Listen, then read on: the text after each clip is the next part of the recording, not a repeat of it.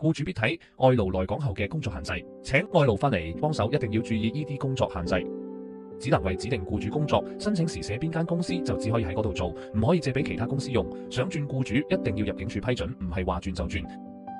例如你申請係廚房幫工，就唔可以叫佢做清潔、搬運或者其他職位。所有工作內容都要跟標準僱傭合約 LD294。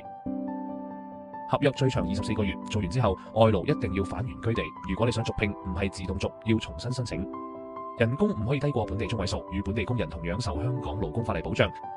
根據標準合約規定，連續24小時內工作時數不得超逾12小時，包括超時、超時工作，須根據合約規定支付超時工資。總結違規要點：安排外勞為其他僱主工作，讓外勞從事合約以外職位，擅自更改工作地點。24小時內超時工作超過12小時，約滿後繼續僱用而未重新申請。